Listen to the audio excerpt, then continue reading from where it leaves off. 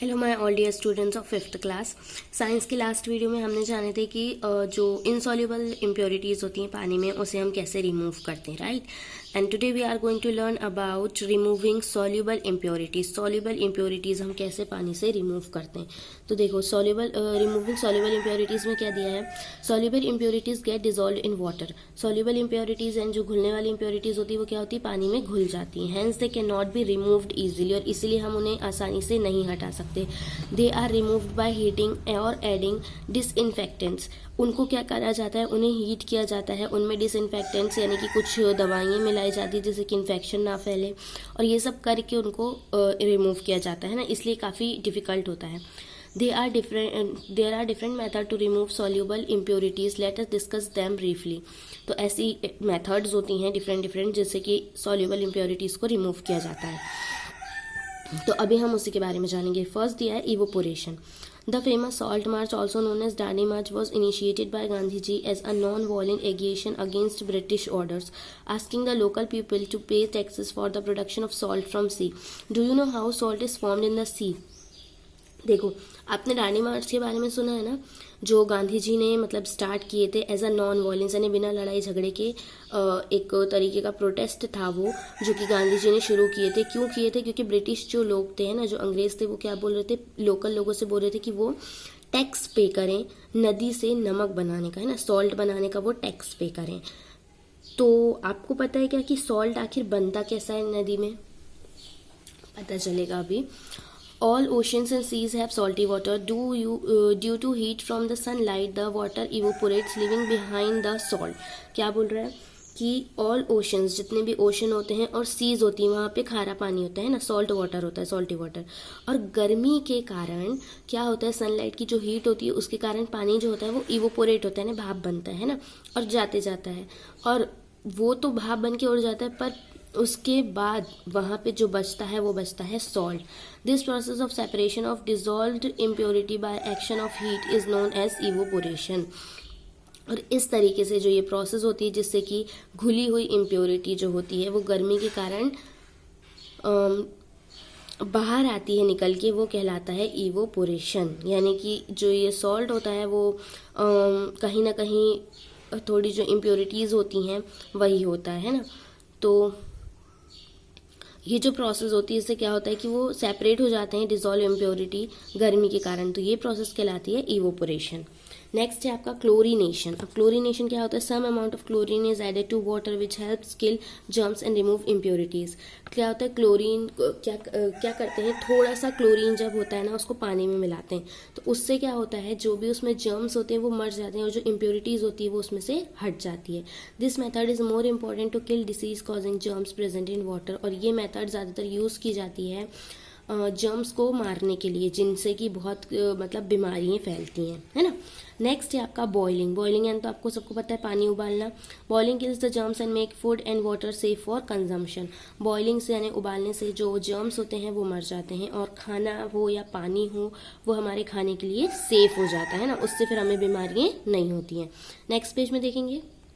Next page में आपके let's learn new word. Let's learn new word में देखो क्या दिया, सेंडिमेंट। सेंडिमेंट मैंने आपको पहले ही बताई थी क्या होता है, insoluble heavy impurities present in water that settle down at the bottom of the container when left undistributed for some time. Sediments क्या होता है, इनसॉल्युबल जो भारी वाली जो इम्प्योरिटी होती है जो घुलती नहीं है पानी में, वो क्या होती है, पानी में नीचे बैठ जाती है ना बॉटम में कंटेनर के, और थोड़े समय के लिए वो पानी से अलग होती है, और वही प्रोसेस जो होती है वो कहलाती है सेंडिमेंट। फिर डिसेंटेशन क्या होता है, pouring the clear water from the top left after sedimentation. क्या बोल रहा है, डिसेंटेशन क्या होता है, फिर जो बचा हुआ पानी रहता है ना, सेंडिमेंट के बाद में जो बचा हुआ जो पानी रहता है साफ ऊपर का, उसे निकाल लिया जाता है, और वो प्रोसेस कहलाती है डिसेंटेशन। फिर रहता है filtration, the process of removing insoluble solid impurities from liquid. Filtration क्या होता है, ये एक प्रोसेस होती है जिससे कि इनसॉल्युबल इम्प्योरिटीज़ को पानी से हटाया जाता है। फिर आ जाइए आप लेट्स रिमेंबर पे, यानी इस चैप्टर में हमने पढ़े क्या है। The atmosphere extend to several 100 kilometres above the earth surface. Atmosphere जो है हमारा वो कुछ 100 किलोमीटर्स तक अर्थ के ऊपर भी फैला हुआ है ना। It provide suitable condition in which plants and animals can survive. ये हमें सुटेबल कंडीशंस प्रोवाइड करता है जिसके कारण प्लांट्स, एनिमल्स और हम जो है वो आराम से रह पाते हैं ना। Air contain 78% nitrogen, 21% oxygen and around 1% of carbon dioxide, argon, water vapour, dust and other gases. क्या बोल रहा है कि एयर में 78% नाइट्रोजन होता है, 21% ऑक्सीजन होता है और 1% में बाकी दूसरी गैसेस होती हैं जैसे कि carbon dioxide, argon, water vapour, dust और बाकी गैसेस, है ना। Air occupy space, has weight and extract pressure. Air is necessary for burning. Air में स्पेस होता है, एयर जगह घेरती है, एयर का वेट होता है और वो प्रेशर भी लगता है एयर से, है ना। और जलने के लिए, बर्निंग के लिए एयर जो है वो बहुत ज़्यादा नेसेसरी, ज़रूरी है। Water contain soluble and insoluble impurities and germs. Water में सॉल्यूबल, इनसॉल्यूबल इम्प्योरिटीज़ होती हैं और उसमें जर्म्स भी होती हैं। Insoluble impurities can be removed by sedimentation and decantation and also by filtration. Insoluble impurities जितनी भी होती हैं पानी में उसे हम हटा सकते हैं कुछ प्रोसेस के थ्रू, जिनका नाम है सेडिमेंटेशन, डिसेंटेशन और filtration. Soluble impurities can be removed by boiling और इवोपोरेशन। सॉल्युबल इम्प्योरिटीज़ भी जो होती हैं वो भी हटती हैं बॉइलिंग या इवोपोरेशन से।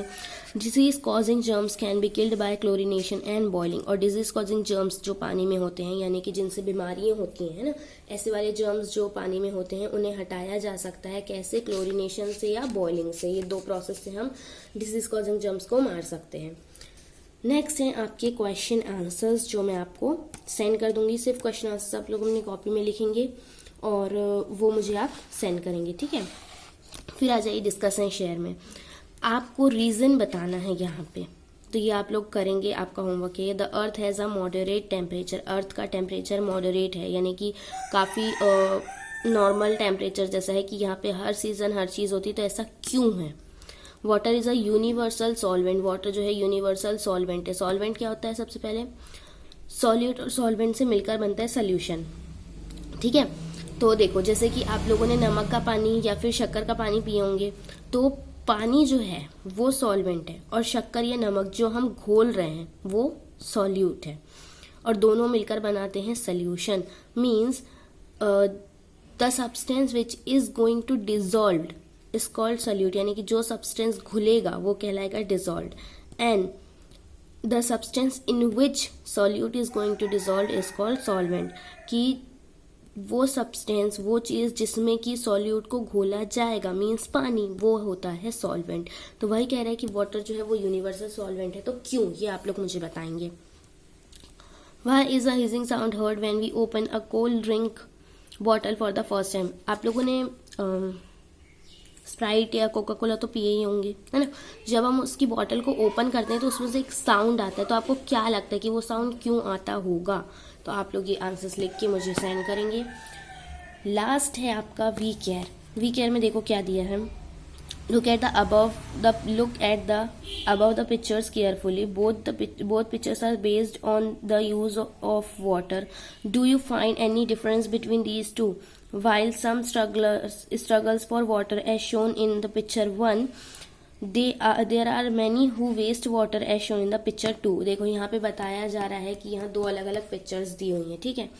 एक दिखा रहा है कि यहाँ पे लोग जो हैं वो पानी के लिए कितना यानी भीड़ इकट्ठा करके कितनी मुश्किलों से पानी उनको मिल रहा है, और एक जो है वो पानी वेस्ट कर रहे हैं ना। देखो वो पेस्ट निकाल रहे हैं ब्रश में और वहीं वो नल ओपन रखे हैं, तो पानी को वो वेस्ट कर रहे हैं। ऐसा नहीं करना चाहिए, आपको पानी वेस्ट नहीं करना चाहिए ना। टैप को आप हमेशा बंद करते जब आप पानी का यूज़ नहीं कर रहे हैं, तो ऐसा टैप ओपन करके पानी वेस्ट नहीं करना। तो ये दिखा रहा है कि कैसे पानी एक जगह पे इतनी मुश्किलों से मिल रहा है और एक जगह पे जो है लोग वेस्ट कर रहे हैं ना।